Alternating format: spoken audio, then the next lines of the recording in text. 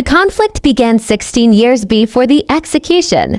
Goody Hibbins hired several well-respected carpenters to repair or improve her house. The men believed that her family's wealth allowed them to charge more than was fair, so they took advantage of her position. Instead of accepting the injustice quietly, Goody Hibbins used the legal system and filed a lawsuit. She won because the carpenters had treated her unfairly, but her victory did not make the community celebrate her courage. Many people believed that a Puritan woman should not take such forceful public action and that her husband should have handled the unpleasant business. Her success in court therefore became the beginning of her social punishment.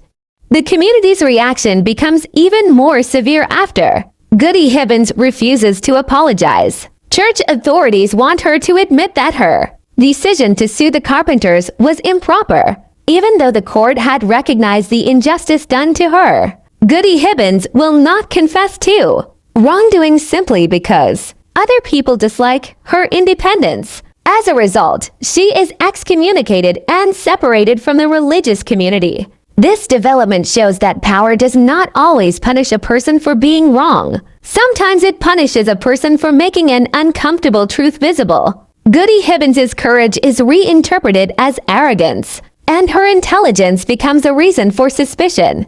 For a time, William Hibbins's wealth and influence helped the community tolerate his wife's difficult position. He was connected to Governor John Endicott and was respected by the people of Boston. When he died, however, that protection vanished. Only a few months later, Goody Hibbins was accused of witchcraft and placed on trial as a defendant. The story suggests that the accusation is shaped less by evidence than by old resentment, social discomfort, and the community's memory of her earlier defiance. A woman who had once challenged unfair treatment is now vulnerable because the powerful person who had stood behind her is gone.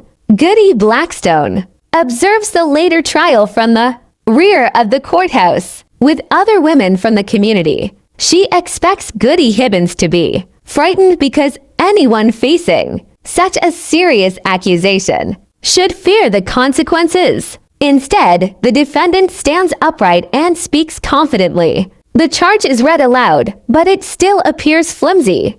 Goody Hibbins once again declares that she is innocent. Her calm strength should have made the court question the accusation, yet it seems to have the opposite effect. The authorities treat her confidence as evidence of dangerous independence, revealing how a fearful society can twist a person's dignity into another excuse for condemnation. The verdict is the story's clearest example of justice being separated from truth. Governor Endicott declares Goody Hibbins guilty even though the accusation has never been supported by convincing evidence. Goody Blackstone recognizes the danger of the situation. Goody Hibbins's refusal to appear broken may have made the authorities more determined to punish her. The decision is not presented as a careful search for facts. Instead, it grows from reputation, old resentment, social expectations, and the fear that an independent woman might encourage others to challenge authority. The sentence therefore exposes the difference between a legal decision and a genuinely just decision. The story returns to the public square where the opening scene began. The courthouse door opens and Hibbins is led toward the wooden platform. The scene is frightening because the crowd has gathered to watch the law become a public warning. Yet Hibbins does not behave as the authorities expect. She remains defiant and does not lower her head until the noose is fastened. Her behavior gives the moment a meaning beyond punishment. The community may control her fate,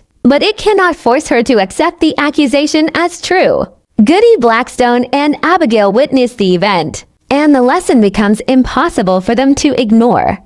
Near the end of the scene, a minister whispers that Goody Hibbins's only crime was having more wit than her neighbors. This quiet comment challenges the official verdict more powerfully than a loud speech might have done. The crowd accepts the public sentence, but the minister recognizes that intelligence and independence not witchcraft have made.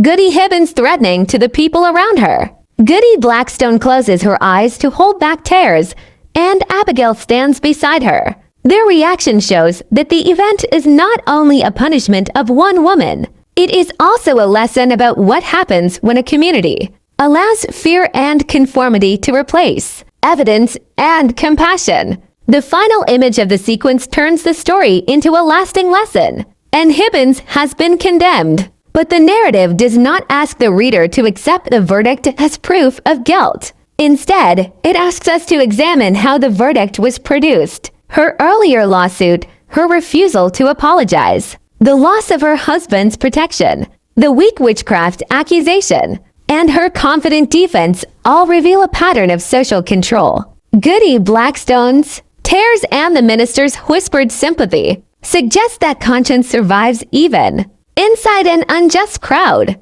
The story ultimately teaches that justice requires evidence, independent thought, and the courage to question a decision simply because it has been made by authorities.